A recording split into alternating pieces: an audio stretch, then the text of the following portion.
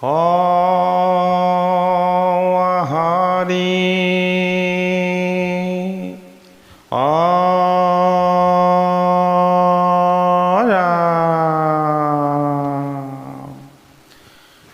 Krishna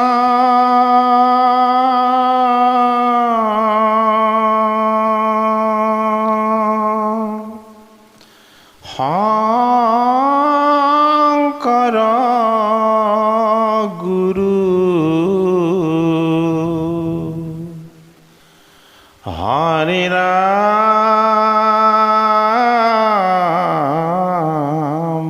Rama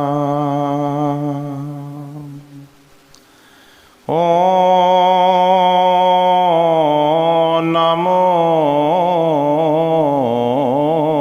Bhagavati Vasudevaya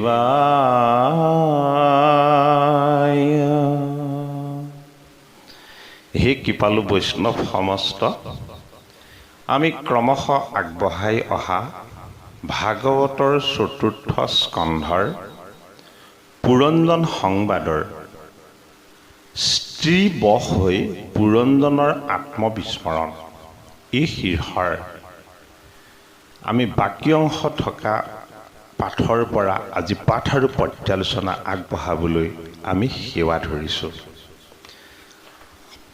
হীৰা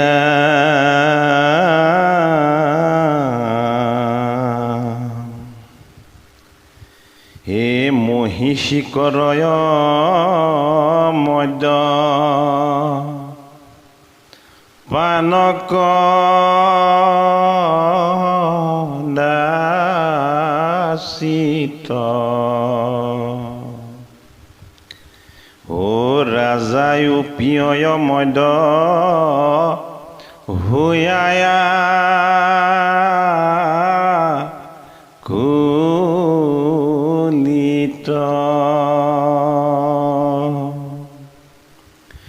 অজেতিখনে মহিষীয়ে কৰয় ভোজন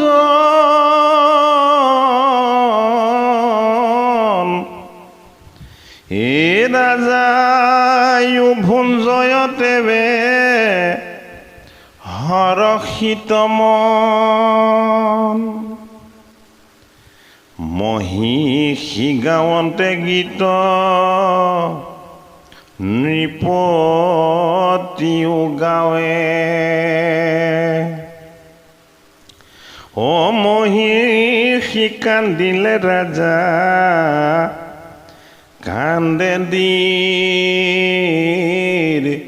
ঘাৰাৱে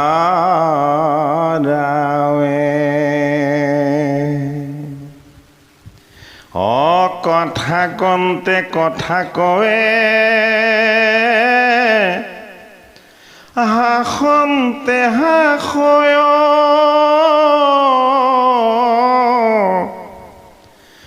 ও শীঘ্ৰ বেগে জানতে ৰাজা শীঘ্ৰে উচলয় হে মহিষী থাকয় যেবে বসি আসনত ও ৰাজায়ো থাকয় দেবে কৌতুকে মনত ভাগৱতৰ চতুৰ্থ স্কন্ধত পুৰঞ্জন সংবাদ শীৰ্ষক পুৰঞ্জন সংবাদত 10 পচেতসৰ পিতৃ প্ৰাচীন ব্ৰহ্মিক দেৱঋষি নাৰদে পুৰঞ্জন ৰূপী জীৱবিলাকৰ মায়া আৰু মোহৰ বন্ধন কেনেদৰে ক্ৰমশভাৱে গভীৰ হৈ গৈ থাকে এই তত্ত্ব কথা পুৰঞ্জন ৰূপী জীৱাত্মাৰ মনৰ বৃত্তিৰূপী ভাৰ্যাৰ লগত যে একাত্মবোধৰ গভীৰ বন্ধন এই বন্ধনক ভগৱন্ত ঈশ্বৰ কৃষ্ণৰ আত্মিক সত্তাৰ পৰা জীৱবিলাকক আঁতৰ কৰি নিয়াৰ যি ব্যৱস্থা, এই ব্যৱস্থাক জীৱৰ লগত থকা মায়া আৰু মোহৰ বন্ধনৰূপী মনৰ বৃত্তিৰ ভাৰ্যাৰূপী চিন্তন আৰু মননৰ লগত একাত্মবোধ হৈ পৰম পবিত্ৰ আত্মাৰূপ ঈশ্বৰ তত্ত্বৰ পৰা জীৱাত্মাৰূপী পুৰঞ্জনবিলাকনো কেনেকে আত্মবিস্মৰণ হৈ মায়া আৰু মোহৰ সাগৰত ডুব গৈ থাকে, এই গভীৰ ৰহস্য তত্ত্ব কথা দেৱঋষি নাৰদে প্ৰাচীন বহী স্বৰূপ 10 পিতৃক অতি ৰহস্যভাৱে বিকট কৰিছে। ভগৱন্ত ঈশ্বৰৰ অংশই হ'ল জীৱাত্মাবিলাক। জীৱাত্মাবিলাক অতি পবিত্ৰ বস্তু। জীৱৰূপেৰে যেতিয়া দেহত আত্মাবিলাক প্ৰতিষ্ঠা হৈ যায়, এই আত্মাবিলাক 10টা ইন্দ্ৰিয়ৰ লগত পুৰঞ্জনৰূপী পৰিপূৰ্ণ মায়াৰ বন্ধনৰ মাজত সোমাই পৰে। এই মায়াৰ বন্ধনৰ মাজত সোমাবলৈ হ'লে মায়া হ'ল প্ৰকৃতি। এই প্ৰকৃতিৰ তত্ত্বই হ'ল এই ক্ষেত্ৰত পুৰঞ্জন সংবাদত আমাৰ মনৰ বৃত্তিবিলাক। মনৰ বৃত্তিবিলাকৰ অধীন হৈ যায় আমাৰ জীৱাত্মাটো। সেইটো কাৰণে মনৰ বৃত্তিৰূপী এই ভাৰ্যাগৰাকীক এগৰাকী মহীয়সী হিচাপে ভাগৱতৰ 4ৰ্থ স্কন্ধৰ পুৰঞ্জন সংবাদত স্ত্ৰীবশ হৈ পুৰঞ্জনৰ আত্মবিস্মৰণ কেনেদৰে হয়, এই তত্ত্ব কথা আমাক বিকট কৰিছে। ভাগৱত ভগৱন্তৰ গভীৰ ৰহস্য ভক্তিৰ তত্ত্ব ভকত বৈষ্ণৱেনো কেনেদৰে হৃদয়ংগম কৰি ভাগৱত স্বৰূপ বৈকুণ্ঠৰ কল্পতৰু এই শাস্ত্ৰই ভাগৱত ভগৱন্তৰ অনন্ত স্বৰূপ ৰূপ হৈ আমাক জীৱৰূপ পুৰঞ্জনৰ পৰা স্ত্ৰীবশৰূপ মনৰ বৃত্তিৰ আমি অধীন হৈ পৰমাত্মা পৰম পুৰুষ ভাগৱত ভগৱন্তৰ পৰা আমি বিচ্ছিন্ন হৈ যাওঁ। ভগৱন্তৰ কৃপাৰ প্ৰসাদৰ পৰা আমি আঁতৰ হ'ব লাগে। আমাৰ মনৰ বৃত্তিৰূপী ভাৰ্যাৰ আমি বশ হৈ যোৱাৰ বাবে সেইবাবেই পদত আমাক ভালদৰে বুজাই কৈছে যে ৰজায়ো মদ্যপান হৈ কৰি আকুলিত হয় যেতিয়া মহিষীয়ে মদ্যপান কৰে কদাচিত। ভাগৱতৰ প্ৰতিটো কথাই তাত্ত্বিক আৰু পৰমাৰ্থিক। মদ্যপান বুলি ক'লে ইয়াত সুৰাপান বুলি কোৱাটোৱেই কেৱল নুবুজায়। আমাৰ মনত থকা মদ ভাৱ, অহংকাৰ ভাৱ, আমাৰ মনত থকা জেদ ভাৱ, আমাৰ মনত থকা ক্ৰোধ ভাৱ, আমাৰ মনৰ মাজতে আমি বাস কৰি ৰখা দুৰ্যোধন, দুঃশাসন, কৰ্ণ আদি বিজাতীয় কৰ্মবিলাকৰ যি বন্ধন, এই বন্ধনবিলাক মদ আৰু মাৎসৰ্যৰে অংশ। আমাৰ মনৰ বৃত্তিৰূপী ভাৰ্যাই যেতিয়া মনত ক্ৰোধক বহাব, কামক বহাব, লোভক বহাব, এইবিলাকে আমাক পুৰঞ্জন স্বৰূপ জীৱটোক মায়া আৰু মোহৰ বন্ধনৰে সৈতে বেৰি পেলায়। ভগৱন্ত প্ৰভুৰ নাৰদ স্বৰূপ ঈশ্বৰৰ অংশ অৱতাৰৰ প্ৰাচীন বহী স্বৰূপ ৰজাৰ প্ৰতি যেন কৃপাদৃষ্টি। সেইবাবেই যজ্ঞ সাধনাৰে সৈতে জীৱনৰ সুখ ভোগ কৰি পশু বলি দি জীৱনত স্বৰ্গীয় সুখৰ আনন্দ অনুভৱ কৰি থকা প্ৰাচীন বহী স্বৰূপ ৰজাক আহি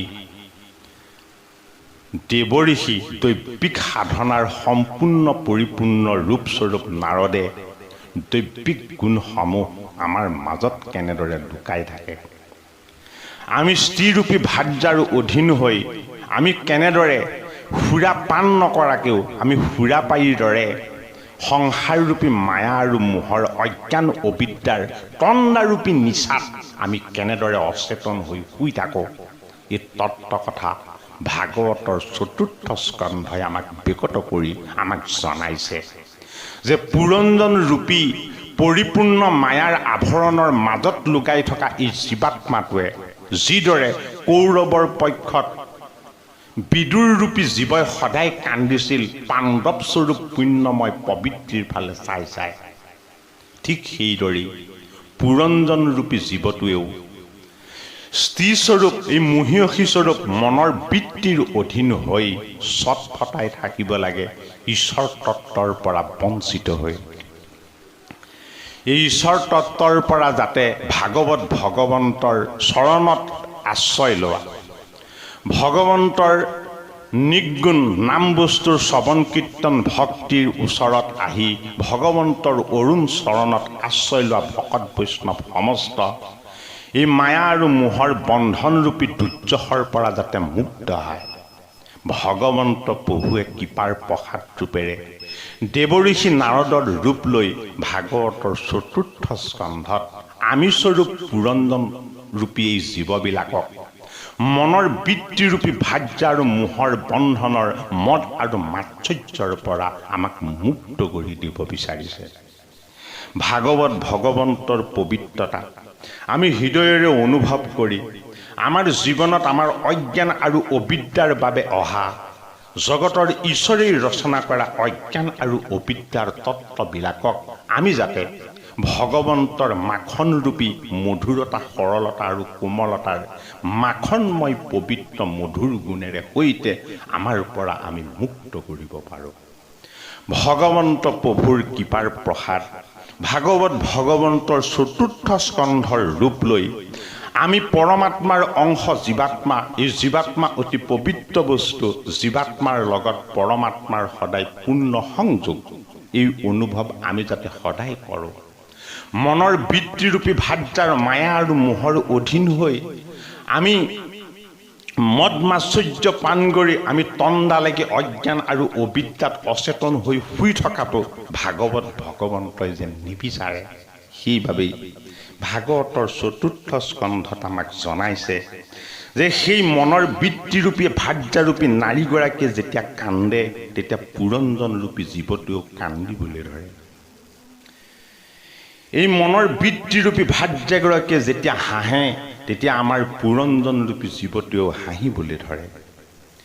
মহিষীৰূপী আমাৰ মনৰ বৃত্তিয়ে যেতিয়া আসনত বহি আনন্দৰে সৈতে মায়াৰ সমুদ্ৰত ডুব যায় তেতিয়া আমাৰ লগত থকা জীৱাত্মাৰূপী এই পুৰঞ্জনেও সেই মায়াৰ সমুদ্ৰত ডুব গৈ মায়াত ৰমণ হৈ থাকে। মহিষীৰূপী মনৰ বৃত্তিস্বৰূপ এই মনৰ অধীন কৰি ৰখা এই জীৱটোক মহিষীয়ে যদি শোৱে তেতিয়াহ'লে পুৰঞ্জনৰূপী জীৱটোৱেও তাৰ লগত শোৱে বুলি বা শয়ন কৰে বুলি আমাক ভাগৱতৰ চতুৰ্থ স্কন্ধৰ পদে অতি সুন্দৰভাৱে জানিবলৈ দিছে।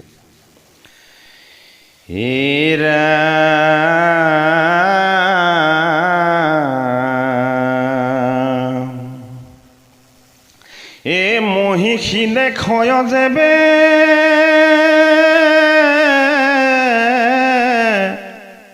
সকলে বিষয়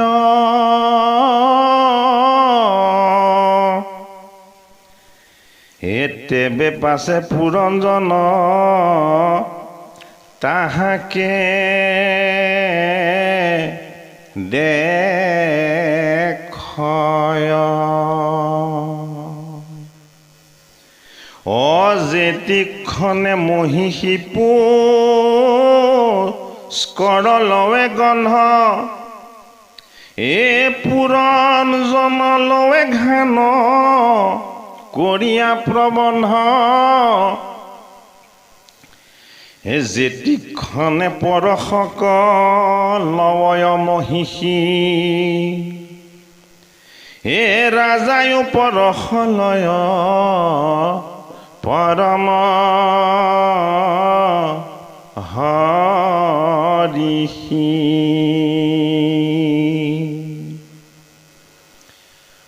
মহিষীগৰাকী হ'ল আমাৰ মনৰ বৃত্তি। মনৰ বৃত্তিটোনো কি বস্তু আমি বুজিব লাগিব।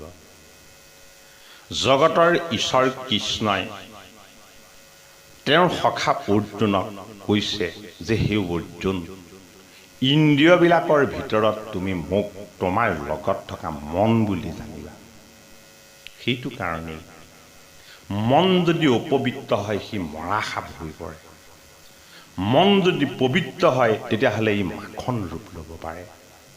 মনৰ পবিত্ৰতাটোক ভগৱন্ত কৃষ্ণৰ অতি পৰম পবিত্ৰ দিব্য বস্তু। সেইবাবেই মনৰ পবিত্ৰতাৰ লগতহে পূৰ্ণ প্ৰকাশ হয় ভগৱন্ত প্ৰভু কৃষ্ণ। মনৰ পবিত্ৰতা আৰু শুদ্ধতাক যি বৃত্তিৰূপেৰে বৰণ কৰে সেইজন হ'ল বহুদেৱ। সেইবাবেই মনৰ শুদ্ধ বৃত্তিক ভগৱান কৃষ্ণই পিতৃৰূপেৰে বৰণ কৰে। বহুদেৱ মানে হ'ল শুদ্ধ সাত্বিক বৃত্তি। দৈৱকী মানে হ'ল দৈবিক গুণ সম্পন্ন সমস্তবিলাক প্ৰকৃতিৰ দৈবিক সত্তা। ভগৱন্ত কৃষ্ণস্বৰূপ সাত্বিক সৎগুণত প্ৰৱেশ হৈ থকা শুদ্ধ তত্ত্বৰ নিৰ্গুণ নিৰাকাৰ ঈশ্বৰ সদায় বাস কৰি থাকে আমাৰ অন্তৰ ইন্দ্ৰিয়ৰূপী মনৰ মাজত। এই মনৰ মাজত বাস কৰি থকা ভগৱন্ত ঈশ্বৰ কৃষ্ণই নাৰদ স্বৰূপ দৈবিক গুণৰ সত্তা হৈ আমাক ভক্তিৰ পৰম পবিত্ৰ তত্ত্বত ৰমণ কৰাব খোজে। সেইবাবেই দৈবিক সত্তাৰূপী নাৰদ স্বৰূপ দেৱ ঋষিময় ঈশ্বৰ তত্ত্বই প্ৰাচীন ব্ৰহ্মীৰূপী প্ৰকৃতি আৰু পুৰুষৰ বন্ধনৰূপী জীৱতীক ভাগৱত ভগৱন্তৰ জীৱাত্মা আৰু পৰমাত্মাৰ পৰম পবিত্ৰ তত্ত্ব কথা বিকট কৰিছে আৰু জনাইছে যে মহিষীয়ে যেতিয়া সকলো বিষয় দৰ্শন কৰে তেতিয়া পুৰঞ্জনেও তাকেই দৰ্শন কৰে। মহিষীয়ে যেতিয়া পুষ্কৰ অৰ্থাৎ পদুম স্বৰূপ সুগন্ধি ঘ্ৰাণ লয় তেতিয়া পুৰঞ্জনেও সেই ঘ্ৰাণকেই গ্ৰহণ কৰে। মহিষীয়ে যেতিয়া বিভিন্ন স্পৰ্শৰ সুখ বা আনন্দ অনুভৱ কৰে আৰু ৰজা পুৰঞ্জনেও সেই স্পৰ্শ বা আনন্দ অনুভৱ কৰি আনন্দিত হয়। মনৰ বৃত্তি প্ৰতিষ্ঠা ভগৱন্তক সাক্ষাৎ কৰাৰ অতি ৰহস্য বস্তু। সেইটো কাৰণে গীতাৰ এজনা শ্লোকত ভগৱান কৃষ্ণই কৈছে মন মনা ভাৱমাদ ভক্তা মদিউজি মাম নমস্কুৰো মাম এব বৈশ্যসিয়োক্তা বানম আত্মনাম মৎপৰায়ণা। মাধৱ মহাপুৰুষে মনৰ বৃত্তিটোক দান কৰিবলৈ কৈছে ভগৱন্ত কৃষ্ণ প্ৰভুক। মন যেতিয়ালৈকে ভগৱন্ত কৃষ্ণৰ চৰণত সমৰ্পিত নহ'ব মন সদায় তেতিয়া মৃগয়া কৰিবলৈ যাব, মায়াৰ পাছে পাছে দৌৰিবলৈ যাব। মায়াৰ ভ্ৰান্তিৰ পাছত মনে লোভ মোহ কাম এই বাসনাবিলাকক সদায় সন্ধান কৰিব। মন যদি ভগৱন্ত কৃষ্ণৰ অৰুণ চৰণত যদি সমৰ্পিত হৈ যায়, ভগৱন্ত কৃষ্ণৰ অৰুণ চৰণত সমৰ্পিত মন মাখন ৰূপেৰে পবিত্ৰ হয়, সৰল হয় আৰু কোমল হয়, বিনম্ৰ হয়, সহনশীল হয় আৰু ধৈৰ্যশীল হয়।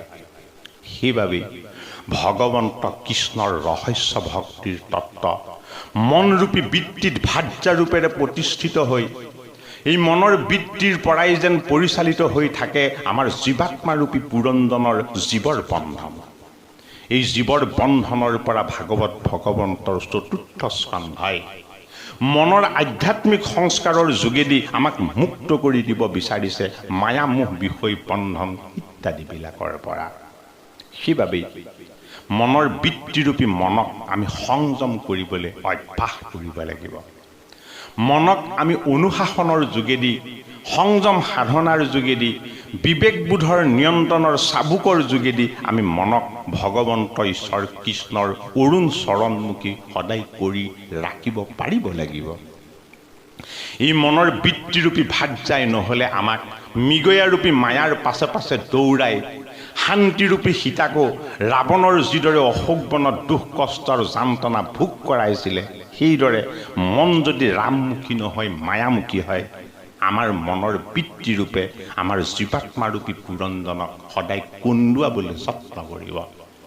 ভাগৱতৰ চতুৰ্থ স্কন্ধত পুৰঞ্জন ৰূপী জীৱাত্মাৰ মনৰ বৃত্তিৰূপী ভাৰ্যা এই মহীয়সীগৰাকী অতি দিব্য স্বৰূপ ঈশ্বৰৰ গভীৰ ৰহস্য তত্ত্ব। প্ৰকৃতিৰ সত্তাৰ মাজত বাস কৰা মনৰূপী মনৰ পবিত্ৰ বন্ধনৰ মাজত লুকাই থকা এই ৰহস্যময়ী নাৰীগৰাকী আমাৰ মনৰ বৃত্তিৰূপী আমাৰ এই ভাৰ্যা। এইগৰাকীৰ অধীন হৈ আমি পৰিচালিত হওঁ। আমাৰ লোভক বহাই যাওঁ, কামক বৃদ্ধি কৰোঁ, ক্ৰোধক আমি জাগ্ৰত কৰোঁ, আমি অজ্ঞান আৰু অবিদ্যাৰ ৰসাতলত যেন ডুব যাবলৈ যত্ন কৰোঁ। ভগৱন্ত প্ৰভুৱে বৰাহ ৰূপেৰে যিদৰে ভূমিক উদ্ধাৰ কৰিছে, ভগৱন্ত প্ৰভুৱে ভাগৱতৰ ৰহস্য ভক্তিৰ তত্ত্ব হৈ নাৰদ স্বৰূপ দেৱঋষিৰ ৰূপ লৈ পুৰঞ্জন স্বৰূপ জীৱাত্মাবিলাকক পৰম পবিত্ৰ ঈশ্বৰ কৃষ্ণৰ পৰমাত্মাৰ সাত্বিক শুদ্ধ ভক্তিৰ জ্ঞান দান কৰি ভগৱন্ত ঈশ্বৰমুখী কৰি তুলিব খুজিছে। সেয়েহে ভাগৱতৰ এই পুৰঞ্জন সংবাদ ৰহস্য ভক্তিৰ অতি গভীৰ তত্ত্ব, আমিও নজনা কথা, আমিও নুবুজা কথা। হে অনুশোচ যে খনক ৰয় মহাদ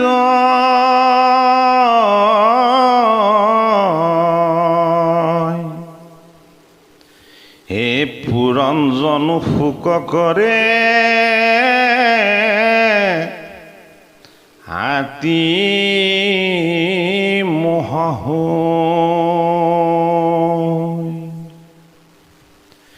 অজেতিখনে মহিষীৰ ক্লেশকলে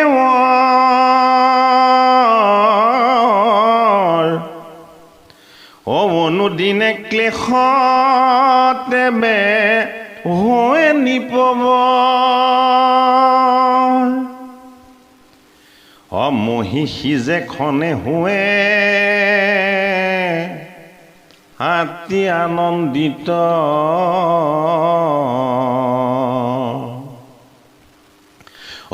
পুৰঞ্জন মহামোহে হৈ হৰষিত হিমতে পুৰঞ্জন মহানিপবৰ মহিষী বঞ্চিলৱাতি কৰি দৃঢ়তৰ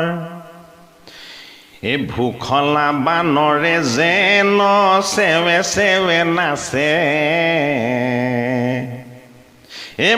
সেই মতে পুৰঞ্জন মহিষীৰ কাছে মনৰ বৃত্তিৰূপী এই মহিষীয়ে জীৱাত্মাৰূপী পুৰঞ্জনক খেলৰ বান্দৰ সদৃশ কৰিব পাৰে। মনৰ বৃত্তি যদি মায়ামুখী হয়, মনৰ বৃত্তি যদি অশুদ্ধ হয়, মনৰ বৃত্তি যদি অপবিত্ৰ হয়, আমাক ধাৰণ কৰি থকা জীৱাত্মাও অপবিত্ৰ হ'ব, মায়াৰ বন্ধনত ডুব যাব, অজ্ঞান আৰু অবিদ্যাৰ ৰসাতলত বিদুৰৰূপী জীৱৰ কৌৰৱৰ পক্ষত যি কৰুণ বিননি, সেই কৰুণ বিননিয়ে আমাৰ হৃদয়ত সদায় কম্পমানৰ সৃষ্টি কৰিব। ভাগৱত ভগৱন্তৰ ৰহস্য ভক্তিৰ তত্ত্ব হৈ জীৱাত্মাৰ পৰমাত্মাৰ মুখ্য বন্ধনৰ কাৰক কাৰণ সমস্তখিনি হৈ মনৰ বৃত্তিৰূপী ভাৰ্যাৰ মোহৰ বন্ধনৰ পৰা ভাগৱত ভগৱন্তই আমাক সম্পূৰ্ণৰূপেৰেই মুক্ত কৰি দিব খুজিছে। সেয়ে আমাক বুজাইছে, যেতিয়া মহিষীয়ে আনন্দ কৰে তেতিয়া পুৰঞ্জনৰূপী জীৱত্মাটো আনন্দিত হয়। এই পুৰঞ্জন স্বৰূপ আত্মা জীৱাত্মা স্বৰূপ ৰজাজন মহিষীয়ে যেতিয়া মনক দৃঢ় কৰি কিবা এটা বস্তু বাঞ্ছা কৰে, এই জীৱটোৱেও সেই বাঞ্ছাতেই নিজৰ বাঞ্ছিত ফলক স্বীকাৰ কৰি ল'ব লাগে। যিদৰে বান্দৰক নচুওৱাসকলে বান্দৰক নৃত্য কৰায়, ঠিক সেইদৰে আমাৰ মনৰ বৃত্তিৰূপী এই মহীয়সী ভাৰ্যাগৰাকীও পুৰঞ্জনৰূপী ৰজাৰ শক্তিমন্ত এই জীৱাত্মাটোকো তেওঁৰ অধীন কৰি যেন জীৱনটো নচুৱাই থাকিব খোজে। এই তত্ত্ব কথা আমাক ভাগৱতৰ ৪ৰ্থ স্কন্ধৰ পুৰঞ্জন সংবাদে জানিবলৈ দিছে। হে মহিষী কৰয় যাকে তাকে সে কৰয়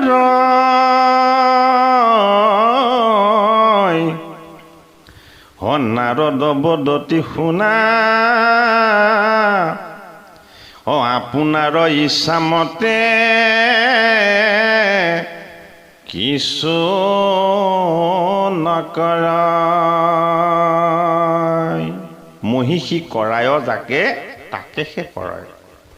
আপোনাৰ ইচ্ছামতে কিছু নকৰায়। জীৱাত্মাটোৰ কোনো ইচ্ছা শক্তি নাই। ইচ্ছা শক্তি আছে মনৰ বৃত্তিৰ। মনৰ বৃত্তিত বাস কৰে গোবিন্দ। চঞ্চল মন হৈ আমাক মায়াৰ ফালে ধাবিত কৰাব। শুদ্ধ সংস্কাৰী মন হৈ ভগৱন্ত ঈশ্বৰ কৃষ্ণৰ চৰণলৈ ধাবিত কৰাব। মনৰ বৃত্তিৰূপী ভাৰ্যাৰ আমি অধীন হৈ, বিবেকৰূপী বিভীষণময় ভক্তিৰ অধীন হৈ, ৰাৱণৰূপী ৰিপুময় বাসনাবিলাকক জয় কৰি, মেঘনাদৰূপী কাম ৰিপুৰ পৰা আমি মুক্ত হৈ ভগৱন্তৰ বিবেকবোধৰ বন্ধনেৰে সৈতে ৰামৰূপী ঈশ্বৰৰ অৰুণ চৰণত আমি শৰণ ল'ব লাগিব। সেইবাবেই ৰাক্ষস কুলত জন্ম হৈও বিভীষণ ৰামৰ ভকত হ'ব পাৰিলে। মনক অধীন কৰিবলৈ হ'লে আমি বিবেকক সত্য শুদ্ধ পথত পৰিচালিত কৰিব লাগিব। মনৰ বিবেকবোধ অতি ভীষণ বস্তু। এই ভীষণ বস্তুটোক বিভীষণ বুলি কোৱা হৈছে ৰামায়ণত। এই বিভীষণৰূপী মনৰ বিবেকবোধক যদি ৰামৰূপী ঈশ্বৰৰ অৰুণ চৰণত যদি সমৰ্পণ কৰি দিয়া যায়, ৰাৱণৰূপী ৰিপুময় বাসনাৰ লগত বিচ্ছেদ হ'ব। ভতিজাৰূপী কাম ৰিপু মেঘনাদৰ লগত শত্ৰুতা হ'ব। কুম্ভকৰ্ণৰূপী পাপবিলাকৰ লগত সদায় শত্ৰু হৈ থাকিব। কেৱল ৰমণ হৈ থাকিব ৰামৰূপী পৰমাত্মাৰ পবিত্ৰ বন্ধনত। মনৰ বৃত্তিৰূপী ভাৰ্যাৰ, মনৰ বৃত্তিক ঈশ্বৰ কৃষ্ণৰ সত্য শুদ্ধ পথলৈ যদি আমি নিবলৈ হয়, আমাৰ বিবেকবোধক সংযম ন্যায় নীতি আৰু সদাচাৰেৰে সৈতে নাৰদৰূপী ৰহস্য ভক্তিৰ গুৰুজনৰ গভীৰ ভক্তিৰ তত্ত্ব আমি হৃদয়ংগম কৰিব লাগিব।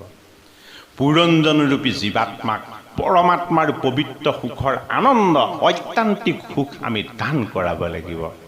ভাগৱতৰ ৪ৰ্থ স্কন্ধৰ পদে আমাক যেন সি সাৱধান বাণীকে শুনাব খুজিছে। একদিনা পুৰঞ্জন ধৰি ধনুহৰ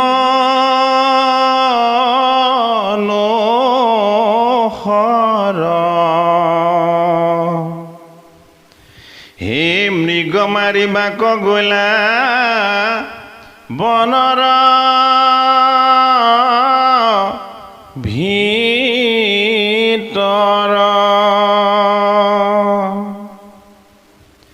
এ ৰথত চাৰিয়া ৰাজা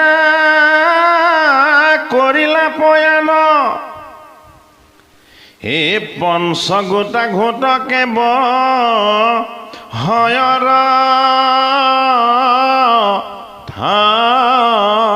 খান হৰি ৰাম হে ৰাম ৰাম ৰাম। মনৰ বৃত্তিৰূপী ভাৰ্যাৰ লগত ভাৰ্যাই যেতিয়া মদ মাৎসৰ্য গ্ৰহণ কৰিছে, পুৰঞ্জনৰূপী জীৱয়ো তাকে গ্ৰহণ কৰিছে। মনৰ বৃত্তিৰূপী ভাৰ্যাস্বৰূপী ৰমণীয়ে যেতিয়া মনৰ বৃত্তিৰে সৈতে বিষয় সুখৰ ফালে মনক ধাবিত কৰিছে, পুৰঞ্জনৰূপী জীৱাত্মায়ো সেই বিষয় সুখকে অনুভৱ কৰিছে।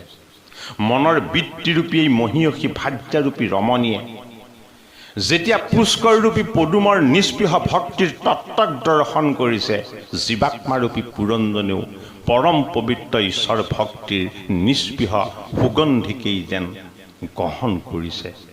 ভাগৱত ভগৱন্তৰ পবিত্ৰ ৰূপ হৈ ৪ৰ্থ স্কন্ধৰ পৰমাৰ্থিক জীৱাত্মা পৰমাত্মাৰ গভীৰ ৰহস্য তত্ত্ব হৈ আমাক বিকত কৰাব খুজিলে এই পুৰঞ্জনৰূপী জীৱাত্মা দেহৰূপী মনৰ ভাৰ্যাৰ অধীন হৈ সংসাৰৰূপী গভীৰ অৰণ্যৰ বনত মৃগৰূপী মায়াৰ পাছে পাছে মৃগয়া কৰিবলৈ যায়। সেইবাবেই এই পদত আমাক জনালে যে এদিন পুৰঞ্জনে ধনুষৰ ধৰি মৃগ কৰিবলৈ বুলি বনৰ ভিতৰ সোমাল। এই পুৰঞ্জন হ'ল জীৱাত্মা। মৃগ মানে হ'ল দেহৰ পঞ্চভৌতিক দেহৰ যি মায়া, এই মায়াৰ বন্ধনৰ মাজত জীৱাত্মা সদায় অধীন হৈ থাকে। এই সংসাৰখনেই এখন গভীৰ অৰণ্য, যিখনক কোৱা হয় সংসাৰ স্বৰূপ মায়াৰ অৰণ্য বা গভীৰ মোহ আৰু মায়াৰ বন্ধনৰ অৰণ্য বুলি। এই অৰণ্যৰ মাজত জীৱন পুৰঞ্জনৰূপী জীৱাত্মাই লোভ মোহ কাম ক্ৰোধ দম্ভ দৈশ্য অহংকাৰ এইবিলাকৰ স্বীকাৰ কৰিবলৈ যায়। মনৰ চঞ্চলতাই হ'ল মৃগ। এই মৃগৰূপী মনৰ চঞ্চলতাই আমাক লৈ যায় লোভৰূপী বাঘৰ ফালে, গাধৰূপী সংসাৰৰ বোজাৰ ফালে, হস্তিৰূপী পাপৰ ফালে আৰু শিয়ালৰূপী বুদ্ধিৰ চাতুৰ্যতাৰ ফালে। এই তাত্ত্বিক বস্তুবিলাক সংসাৰৰূপী গভীৰ অৰণ্যত জীৱাত্মা পৰমাত্মাৰ গভীৰ ৰহস্য তত্ত্ব হৈ প্ৰৱেশ হৈ আছে। ভাগৱত ভগৱন্তৰ ৪ৰ্থ স্কন্ধৰ পুৰঞ্জনৰ আত্মবিস্মৃতিৰ এই তত্ত্বকথনে আমাক জনালে যে মৃগয়া কৰিবলৈ যোৱা এই পুৰঞ্জনৰূপী জীৱাত্মাই যিখন ৰথত উঠি গৈছে, সেইখন ৰথ পঞ্চগোটা ঘোটকে সদায় টানে। এই পঞ্চগোটা ঘোটকেই হ'ল আমাৰ 5টা কৰ্ম ইন্দ্ৰিয়। এই 5টা ঘোটকেই হ'ল আমাৰ 5টা জ্ঞান ইন্দ্ৰিয়। কৰ্ম যদি ঈশ্বৰমুখী নহয়, তেতিয়াহ'লে এই কৰ্মই আমাক বন্ধনত পেলাব। আমাৰ জ্ঞান যদি ঈশ্বৰমুখী নহয়, এই জ্ঞানে আমাক অজ্ঞানৰ ফালে লৈ যাব। সেইবাবেই সংসাৰৰূপী মায়াৰ মৃগ স্বীকাৰ কৰিবলৈ যাওঁতে আমাৰ 5টা ইন্দ্ৰিয়ৰ মতে আমি পৰিচালিত হৈ মনৰ বৃত্তিৰূপী ভাৰ্যাৰ সহিতে আমি সংসাৰত যেন মায়া মৃগকেই খেদি ফুৰোঁ। ভাগৱতৰ ৪ৰ্থ স্কন্ধৰ পুৰঞ্জন সংবাদৰ পুৰঞ্জনৰ স্থিৰ বশ হৈ আত্মবিস্মৃতিৰ ৰহস্য তত্ত্বই আমাক এই কথাকে বিকত কৰিছে। হে কৃপালু ভাৱ বান্ধৱাই সমস্ত, ভাগৱতৰ ৪ৰ্থ স্কন্ধৰ পুৰঞ্জন সংবাদৰ আমি আজি পঞ্চম ভাগী পাঠ আৰু পৰ্যালোচনাৰ ইমানতেই সামৰণিৰ সেৱা ধৰিছোঁ। আমি ইয়াৰ পাছত ষষ্ঠ ভাগী পাঠ পৰ্যালোচনাত পদৰ বাকী অংশৰ পৰা পাঠ আৰু পৰ্যালোচনা আগবঢ়াবলৈ যত্ন কৰিম। আহাৰি